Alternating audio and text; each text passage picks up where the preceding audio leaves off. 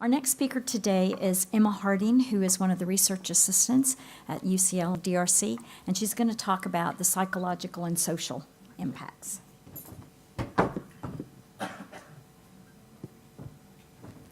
Hi everyone. Yes, so I'm Emma Harding. I'm wearing a couple of... Oh, can you hear me? Yeah? So I'm wearing a couple of different hats today. So I'm a research assistant at the Dementia Research Centre at UCL, but I'm also the facilitator for the Rare Dementia Support PCA support group. So there's lots of friendly faces in the audience, which is really nice. And it's also a really exciting opportunity to talk to those of you who might come across dementia-related visual impairment in a work capacity. So I just today wanted to briefly introduce you to the Seeing What They See project, which you'll be hearing a lot more about over the course of the day.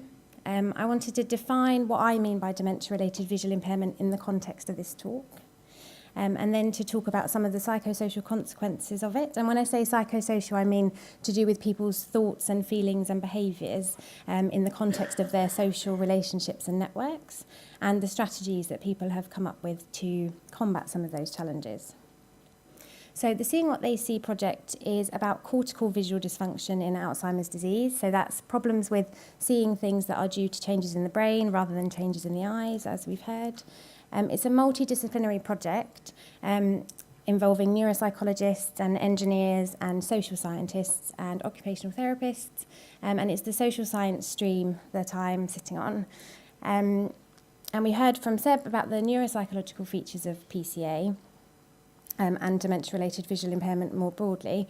What I'm going to be talking about is how that impacts people day to day in their home environments, the sort of lived experience really of those kinds of symptoms. And the way we tried to access that was we did individual and dyadic interviews with people in their home environment, which we recently published. And then those interview findings prompted us to do a series of all-day home-based observations, so spending a full day with people at home. To see those kind of difficulties in a real-time context and in a naturalistic setting. And I thought the best way to give you an example of the sorts of dementia-related visual impairment I'm talking about today is to use some example descriptions from some of our participants. So one woman described the sort of visual crowding that Seb introduced us to as follows. She said, "I can see that there's print there. I can work out vaguely that it's written in English and the type and stuff. But if I try and read it, I find that the letters are sort of somehow combining. It's not smudged or anything. The letters are distinct, but they're getting doubled up with one another." Someone else described difficulty recognising their front door, and it's important to say that this person could remember their address perfectly well, but it was more of a perceptual problem they were having with the recognition. This lady with PCA said, "I've been lost outside my own house, sitting on the doorstep because I'm not always sure if this is my house or not. So I've sat waiting for somebody to come by, and the postman will come by and he'll say, 'Are you okay?' And I'll say, 'No, is this my house?'" One gentleman described some difficulties with dressing he was having because of his visual and perceptual problems. He said, "I do struggle a bit sometimes in working out which way round shirts go. If it's all in a big heap, which it generally is, I will perhaps turn it round 2 or 3 times before I work out where the collar is and where the tail is." And then just to make the point that we're not just talking about people with PCA, this is a comment from a husband of a lady with typical Alzheimer's disease who was starting to have these sorts of visual perceptual problems. He said, "You know the saying, can't see for looking? That's Bessie. If I say to her, get the salt out of the cupboard, she'll open the cupboard door and look at it. The salt will be in front of her and she will not see that salt. She just won't see it." And I think the point I wanted to make, leading on from what Gemma and Seb had both said, is that these difficulties are quite complicated for us to imagine. They're not necessarily what we first think of when we think of either dementia or of eyesight loss. And the best way to really understand what the experience of these symptoms is like and how we might best support people is just to ask and to take the time to listen to the answers and really try to understand that. And one of our support group members wrote a piece for our latest newsletter, which you can find at the link at the bottom of this slide, about how this strategy was really helpful for him and really helped him to support his wife. He would, when they were going for a walk, he would say, "What do you see when you look over there onto the horizon, and how does that waterfall look to you?" and that sort of thing. So while the difficulties might be tricky to articulate, it's not hard to imagine how someone with these sorts of symptoms would have problems in their day-to-day life. So they may have difficulty seeing or perceiving the numbers on a keypad, or reading a birthday card, seeing other cars on the road, or seeing which door leads into the kitchen. And of course, we don't just need to, as Seb was saying, be able to see our environment, we need to be able to act within it. And people having these kinds of symptoms will have difficulty with a number of visually guided actions. So things like pouring water into a glass, or navigating your way down a busy escalator, which some of you may have had to do on your way here today. And it's not to say that everyone with dementia-related visual impairment will have all of these symptoms all of the time. The variation person to person is huge, and things do obviously change over time. But we do know that people with PCA have difficulty with a number of day-to-day activities, and this paper by our colleague Tim Shakespeare highlights some of those, so particularly around writing, dressing, handling money, and using appliances. And so those symptoms do have a range of psychosocial impacts, and I wanted to touch on just a few of those now. The first thing I wanted to mention, which Gemma also introduced, was anxiety. So people mentioned this to us because of the unusual symptom profile. So early on, people would say, I knew that something was wrong, something had changed, but it was really not obvious what was happening and what was wrong. And that in itself was very anxiety-provoking. Also, as you can imagine, then people would end up often in the wrong referral channels for a long time, or maybe misdiagnosed. And that's not by way of criticism. Of course, if we meet someone in their mid to late 50s who's having visual problems and no memory issues, I think Alzheimer's disease is not the top of anyone's mind. But just to say that there are these kinds of perceptual problems in different types of dementia. Because of it being a lesser-known symptom, ongoing people found that there was a lack of knowledge or awareness, maybe in friends or family or healthcare professionals that they came into contact with, and a real difficulty accessing tailored and appropriate support services, and that contributed to a sense of anxiety over time as well. And then actually day-to-day in the context of acting within the environment, people found that was a real loss of confidence, and that was quite anxiety-inducing. And this lady described how she felt when she was picking things up and putting them down, which for many of us, I'm sure, does feel, or has felt at least, pretty effortless. But she said, the only thing I worry about sometimes, I pick something up, and then I'll do something, and then I'll put it down, and then I won't quite know how to put it back.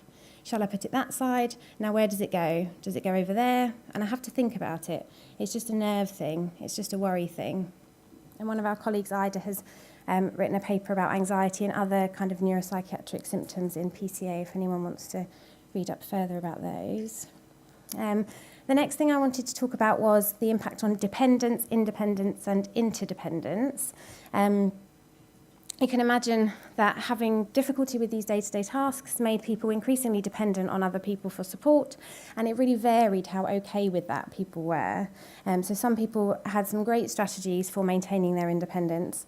And one example here, this lady put stickers on the microwave, coloured stickers in the order of traffic lights so that she could recognise them and remember which order she needed to press the buttons in, even though she couldn't read the text on the buttons any longer. And that allowed her to continue making her own dinners independently. And I think this is a really nice example of how when a person is diagnosed with a dementia or a visual problem or both, it doesn't just affect that person, it affects many others around them. So this lady wanted to be able to microwave her dinners so that her husband could keep going to his regular meetups with friends, and he also wanted to be able to continue to do that. And this strategy allowed them to continue doing that for a time. I now just wanted to quickly tell you about some other strategies people have come up with. Again, it's not to say that all of these would work for everyone with these sorts of symptoms at all times, but it's just a flavour of the sorts of creative solutions people have come up with. So one gentleman would organise strips of Post-it into a box shape whenever his wife needed to sign a form, so that she could locate where to put her pen on the page. There were lots of lighting solutions, so a touch-sensitive lamp so that you don't need to locate a switch anywhere you touch it and it will come on. Fairy lights leading to the loo. Night lights that would guide the way to the loo in the night time. Contrast on door handles or light switches to make them stand out to people. Magnifying things, so either on the screen or reading books and magazines. Different options for shoe fastenings that don't involve tying laces. And ways to pair shoes together so that when you choose one shoe, the other one automatically comes with it. So there's no risk of this not a matching pair. Simplify technologies, so like this mobile phone and this remote control that you can conceal some of the buttons that you're not using. And I just wanted to say that with all of those kind of physical environment adaptations, there was always a psychosocial component to those. So it wasn't just about if they were effective, it was also about how acceptable they were, someone's motivation to use them, how and by who they were implemented, and the impact of them on other people in the household, other family members. The next thing I wanted to touch on was interdependence. So people described a lot to us how they were kind of problem solving as a team and how this set of challenges brought up by these sorts of visual difficulties were one of many things that they would face together. So one lady said, if it were me, he would look after me, I have no doubt. We're married, we're two parts of a whole, so in many ways it affects me, because when you're supposed to be as one, as a whole, then you have to look after the other half of you. And you know, by keeping one half healthy, helps the other half.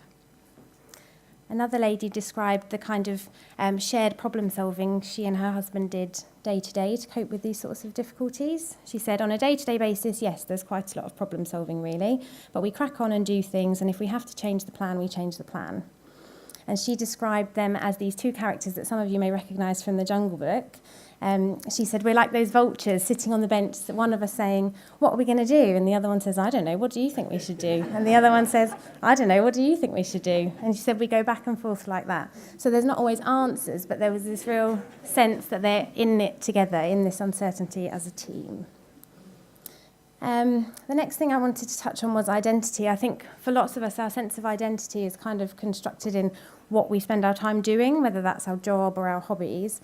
So you can imagine when you start to have difficulty doing those things day to day, your sense of identity could become threatened or challenged. I think especially for people with PCA, because the symptoms start just as people have retired or are gearing up for retirement, so they're at the peak of their careers, they're most accomplished and getting ready to spend a lot of time doing the things that are really meaningful to them. One gentleman described the impact on his sense of identity in a way that I hope isn't going to offend any academics in the audience. He said, somebody who was perhaps 100% academic, and good luck to them doing things that I couldn't do, but who wouldn't know which end of a screwdriver to hold, wouldn't miss not being able to do those things. Whereas everything you see in this house, I built, and now I'm just totally useless at all these things. It's so frustrating to me. And that does sound really difficult and really challenging. And the all-day observations were a really useful way for us to kind of dig a bit deeper into that, because I was spending time with people and thinking, well, if these things are becoming challenging, what are people doing instead? How are they spending their time? How are they coping? And people were really resourceful and resilient in finding ways around things, either tailoring activities or accepting a bit of help with odd bits of things that they were starting to find difficult. One gentleman had been a sound system installer, and his favourite part of his job had been going to people's homes. They had this incomprehensible mess of wires, and he would be the one to untangle it and leave them with a really streamlined system. And obviously his PCA symptoms began, and he had to retire, and he could no longer do that. But what he was doing instead, because he had no trouble seeing these small individual items, he'd started clearing leaves from his and his neighbours' driveways as a way of doing something that he felt was really helpful and also was hands-on. And he said he found that really satisfying to be using his hands again. One lady described the difficulty she had with having that all-important glass of wine with her friends. She said, because of all that crystal glass, I just sit there and I don't even know what my glass is because there's so much light going through different ones. But the way she found around this, she said, now if I go out, I'll have a rosé because I can always see the colour. Just stupid things like that. It's just all about getting around things.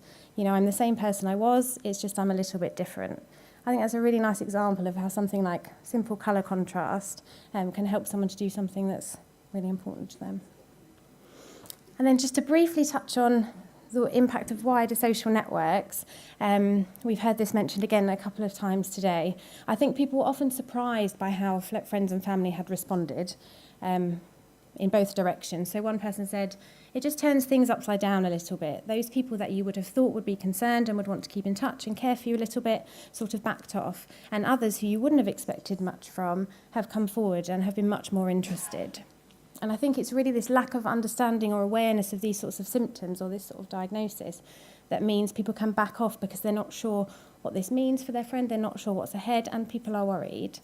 So one lady said they're sort of cautious coming to give you a hug and things like that, and you know that they're not quite sure about you now that you've changed. But on the other hand, lots of people mentioned those friends who had, or neighbours who had really stepped up and taken the time to get to know, what do these symptoms mean? How do you need me to support you? And this lady gave a really nice account of that. She said, my recognition is appalling, but everyone knows that I have this problem. And I just say, every time I meet somebody new, if the next time I see you I don't recognise you, don't take it personally. And I explain to them why. People take that in, and I tell them what it's about. And most people, a lot now, will come up to me and shake my hand and say, it's John or it's Mary or whatever. And I find that really extremely helpful when people do that, because that worries me and I don't like being rude. I thought that was a really nice example of how people in your immediate environment can just tweak what they're doing a little bit, and you can just sort of carry on as much as possible as normal. So then in conclusion, I just wanted to say that dementia-related visual impairments are accompanied by wide-ranging psychosocial impacts for individuals and their families, relating to the age of onset, the rarity of the symptoms, the lack of awareness and tailored information and support, difficulties interacting with the physical environment, the implementation of aids and adaptations, and the continual change over time. And I think knowledge of these kinds of consequences for people hopefully gives us a greater impetus to detect, acknowledge, explain, and better support the people experiencing them. And I think that's whether we're researchers or professionals or family members. We can all do a bit more of that probably. And I just wanted to thank you all for listening to this and to acknowledge all our generous participants, the Seeing What They See team, which is across multiple sites, and all my colleagues at the DRC. And I think we have some time for questions now. But also, I'm conscious that many of your experiences may not match what I've described here. So if you want to add in experiences you've had and how those might be different or similar to the ones I've described, that would be great to hear. Thank you.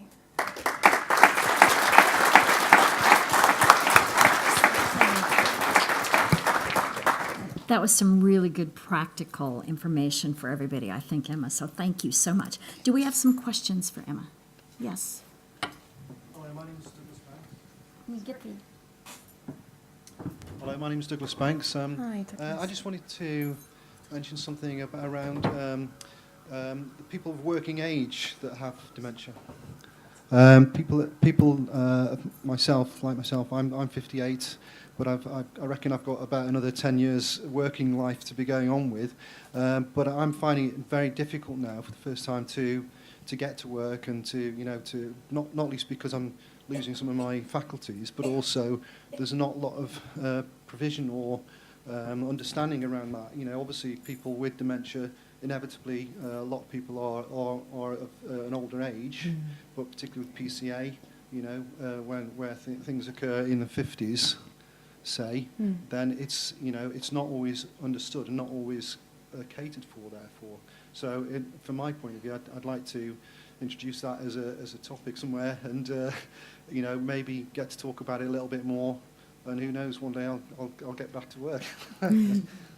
Thanks.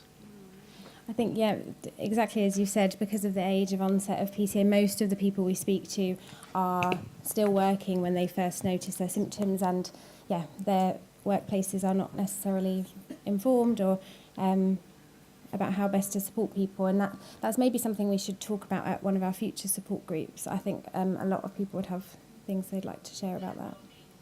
And also, it's not just being at work, it's getting to work, or the different sorts of things that you can have trouble with. It is huge. Hi, my name's Ilana. I have an aunt who had early onset PCA as well at a time when she was still working. I know for her, she very much feels that she's been robbed of her retirement and all the things she was looking forward to do. Not having a partner is another issue. I think a lot of the examples you used here are people who have a partner. if you don't have a partner, then all day you are on your own. And facing all of these things where you can't find your way around your house, but you're not old, you don't want to go to an old people's home, is a very difficult situation. And I think that the support that would help her are things with better communications that actually explain to social workers and people what the actual problems are in simple terms for them. Because somebody will come and sit and talk to her and they go, oh, she's fine, she knows what's happening on, with Trump, with everybody else, because she can hear the TV.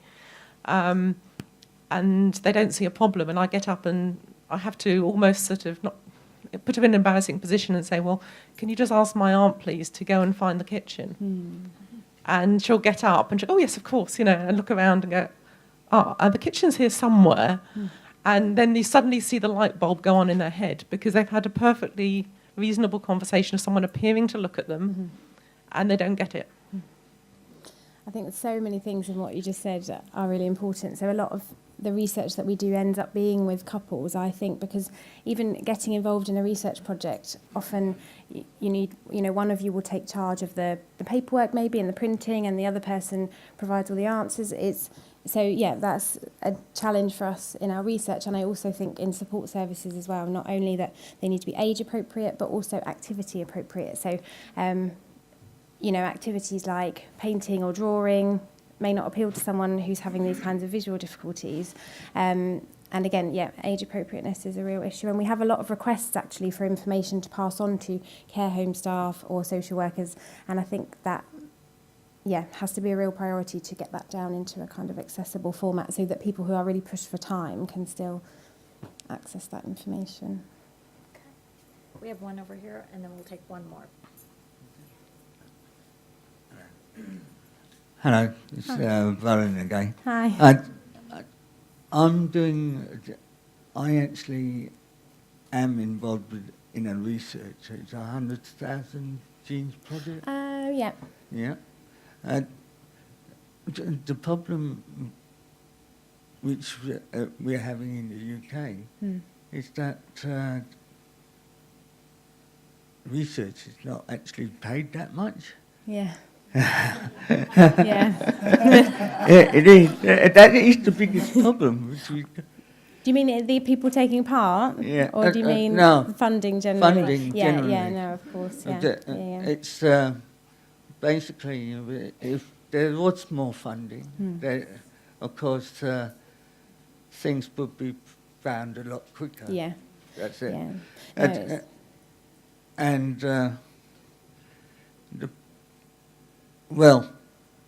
And it might be good actually to involve the disabled people actually at the beginning. When you're on designing the program. the research, Yeah, I when totally you do agree. the research Yeah. at the beginning of the program. Yeah. And it's just that it hasn't been done a lot of times. Yeah. I think when money's tight and we can't do everything, I think it comes back to being especially important that we talk to people and we find out what is most important, what are people's priorities.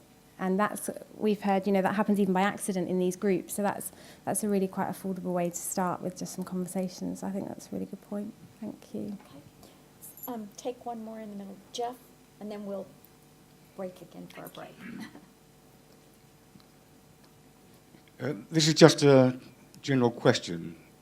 Could you do a hands up to see how many people have heard of PCA for the first time today? Can we do that? How many people have heard of PCA only for the first time today? Could you raise your hands? Okay.